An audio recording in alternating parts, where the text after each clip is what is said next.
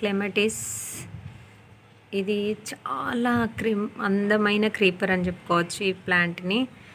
ఈ ఫ్లవర్స్ బంచెస్గా వస్తాయి, మంచి ఫ్రాగ్రెన్స్ ఉంటుంది. చూడండి ఇలా బంచెస్ లాగా వస్తాయి మనకి. బ్యూటిఫుల్ స్మెల్ ఉంటుంది. అసలు ఎయిర్ వచ్చినప్పుడైతే విపరీతమైన స్మెల్ ఉంటుంది. చాలా బాగుంటుంది ప్లాంట్. ఇది మంచిగా క్లింబ్ అవుతుంది. ఇది యాక్చువల్గా చాలా పెద్ద క్రీపర్ ఉండే, నేనే కట్ చేశాను.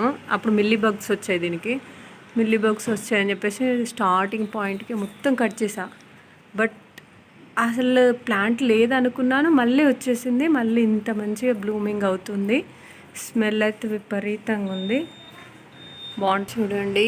ఇలా మనకి బంచెస్ వస్తాయి. ఈ బంచ్ అనేది మినిమం మనకు ఒక 10 days వరకు అయినా ఇలాగే ఉంటుంది.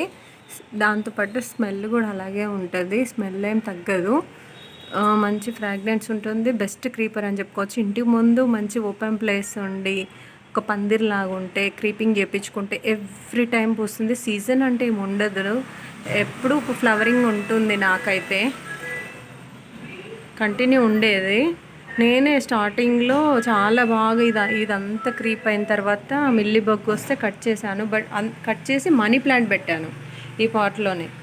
అసలు అది ఎక్కడ చిన్న కొన ఉండిపోయిందో తెలియదు. ఆ కొన నుంచి మళ్ళీ ప్లాంట్ వచ్చేసింది, మళ్ళీ బ్లూమింగ్ అయింది. చూసారు కదా, మనీ ప్లాంట్లో ఉన్న పాట్లోనే క్లెమటిస్ ప్లాంట్ ఉంది. చూసారు కదా. యాక్చువల్గా నేను ఈ ప్లాంట్ పోయింది అనుకొని మనీ ప్లాంట్ పెట్టా, బట్ మళ్ళీ ఇది వచ్చేసింది. అంటే దీనికి చావు లేదన్నమాట. ఇదంతా హార్డీ ప్లాంట్ అని చెప్పుకోవచ్చు.